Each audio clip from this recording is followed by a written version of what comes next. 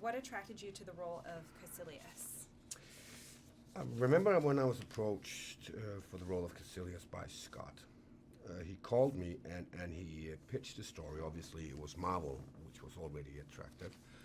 Then I realized it was Benedict Cumberbatch playing the lead, which I find like the best idea ever.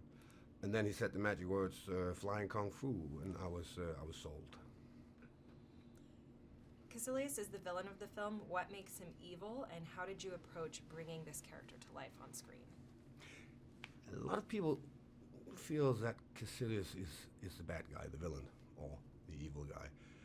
I don't see him like that. I think he has a mission of making the world a better place. And for that reason, it was a very attractive part. I mean, he's talking about eternal life and a life without pain and suffering.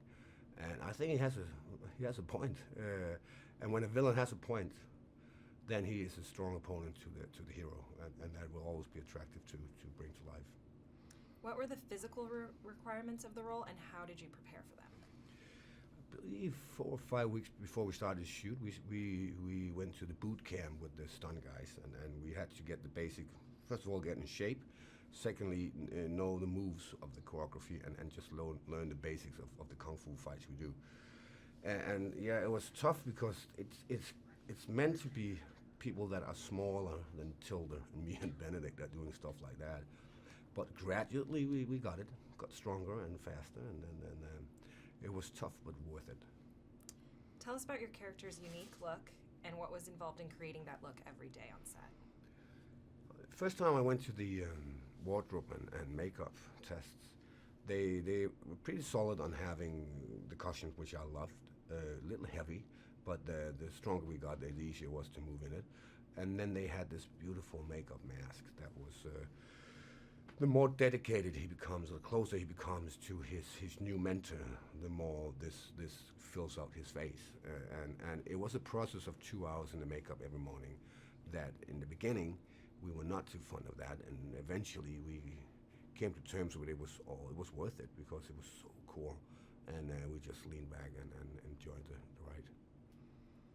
What has your experience with Marvel been like? It's a little crazy for a Danish actor who, as a kid, never dreamed of being an actor. Was growing up with the Marvel comics, and later on in life, watching the films, and all of a sudden I'm in the midst of it, being part of that as absolutely nothing I could have dreamed of, and it just hit me yesterday when I saw the film that I am in a Marvel film, because it started out saying Marvel. These iconic letters were right there, and it sunk in for the first time, I believe, that's what I'm in. What should audience expect to experience when they see Doctor Strange? I think we all hope and believe that the audience will come in and get a ride on a Marvel film, something they can recognize from that universe, and something extra, something new. I think Marvel is always pushing it a little, and 2016 is the year where there was room for Doctor Strange.